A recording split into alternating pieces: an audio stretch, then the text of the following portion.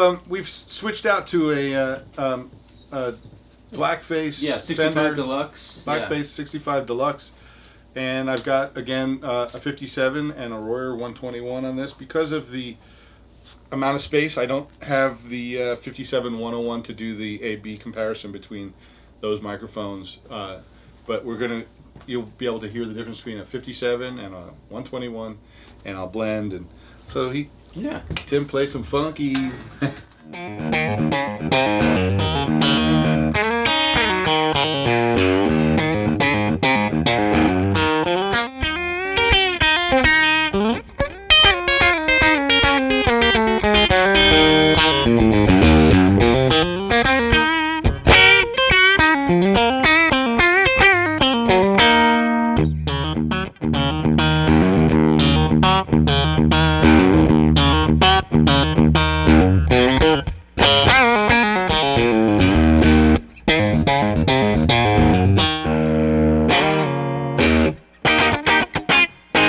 So something first off on the amp, on a combo like this, for me the balance of brightness to mid range is really crucial. If it's too bright, it's going to hurt, and if it's too mid range, it's going to sound too honky. Especially with the Telly, when the nature of the beast is it's just a bright guitar. So this is really where I think the Royer really starts to shine on a whole nother level, is on combos, because of the amount of focus it gives to the sound. And it sort of detoxifies the spankiness without losing the crispness.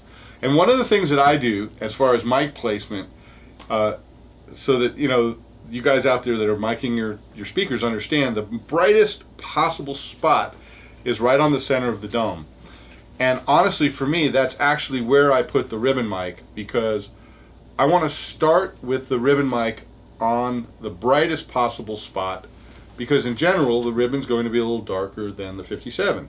And then if it's too bright, I'll just move it over a little bit, or I might just love it, because I don't want to have to add EQ. I find that the EQ comes from the positioning. So particularly right now, since this is just sort of a quick run and gun session, the Royer is in some respects almost a little brighter than the 57.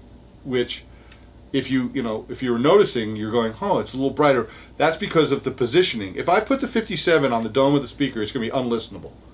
So I move the 57 over to where the dome meets the paper. Now sometimes I may move it, and I mean a quarter of an inch is a lot on miking a cabinet on a speaker. Yeah. Literally, it's a lot. Yeah. And this is a great test for you guys that haven't ever tried this, is put on a set of headphones.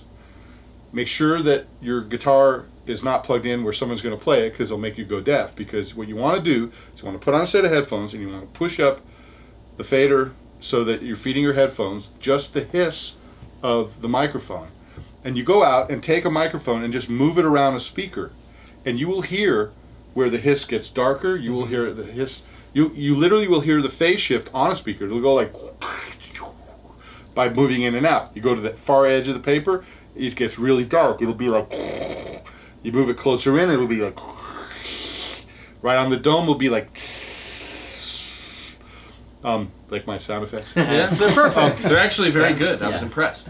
So I really recommend this to guys, because and gals, to take your microphone, put on a set of headphones, move it around, and you'll actually start to tell where the frequency response is of a speaker. And this is frankly something I learned way back when by the legendary, amazing guitar player Larry Carlton, when I was working with him. And I had already learned where I like to place it, and he said, well, he goes, you've got perfect positioning. He goes, but this is what I do, because I didn't really know where to position the mic initially, and Larry's an amazing engineer. And he's engineered, his own records for years. And he showed me that he puts on the headphones, and that's what he did. And I said, oh, that's really smart, because, you can literally hear something just move a quarter of an inch and get like just a little bit darker. So specifically right now, I've got the Royer right on the dome, and it allows me sometimes to just use that microphone alone without having to bring in the 57, which can be a little bit uneven frequency wise, or a little phasey, you know, just phasey enough where I don't want to use it on a combo. I want to use just one microphone sometimes on a combo, and I'll show you now.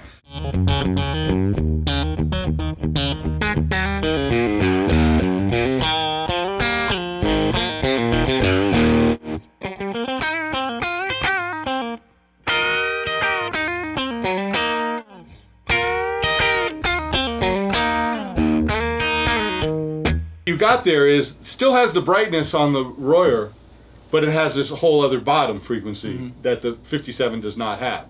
And so we'll go back to the possibility of blending it, but I just wanted to show that you could make a record easily with just the one microphone. You don't need to use two microphones. So.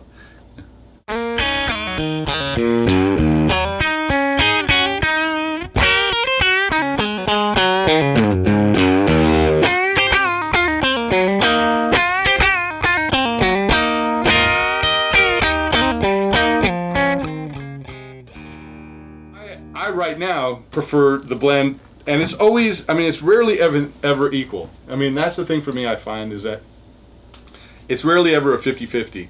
It's either that or that. One always has just a little bit more. Yeah, because I'm one of them starts to feature something for me where the 50-50 blend is just, I don't know. And again, it's all to taste. I'm doing this specifically just by ear. There's nothing telling me why I like it except for my instincts and what my ear says.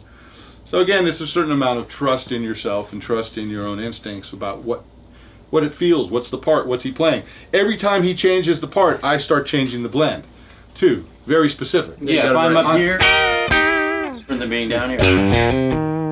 Ride the fader a little bit.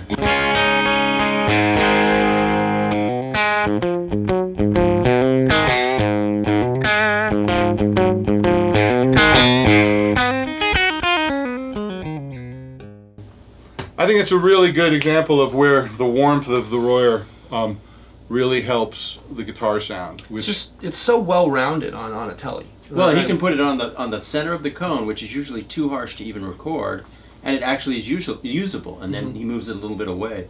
That says a lot. It can take a really harsh tone and smooth it out immediately. And I'm also really close too, so I'm getting extra added proximity. Proximity effect, for those that don't know, is the closer you move the microphone to the source, the more low end you get. And almost all kinds of microphones have a certain amount of proximity. There really isn't a microphone without some proximity effect. I think that's just the science of the microphone, is they all have some degree of proximity effect. Proximity meaning the low end is going to come up as you come in on it. And that's why, you know, the whole announcer sound of something, you come up and it's, there's this big voice because the announcer's way up on the top of the microphone.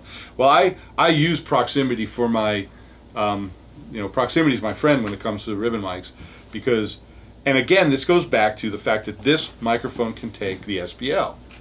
It can actually take the sound pressure level. You can put that microphone perfectly in phase with a 57, put it right up on the grill, and away you go without having to worry about blowing your microphone. And I know a lot of people that, you know, are ribbon mic aficionados say that is impossible, can't be done. But I've been doing it ever since these mics came out, and I have absolutely never blown a microphone. And Royer's really found a good way to allow you to get that SPL out of a ribbon microphone. Yeah, because otherwise you have to move the microphone back. And the minute you move it away from the other microphone, you are absolutely bringing in a phase anomaly that is... there's no way to blend it. It's now literally two different sounds. Yeah, it's a close and a far mic. You're opening up a big can of worms there. So that's why I'm able to have these two mics. They're completely, you know, in phase of themselves, and you just sort of blend it to taste. And it's like having EQ, except better, because you have, it's a whole different frequency spectrum. Yeah. And it's one thing that I love is you're getting a great sound out of it, but you're not adding the noise of an EQ. You're just playing off the microphone.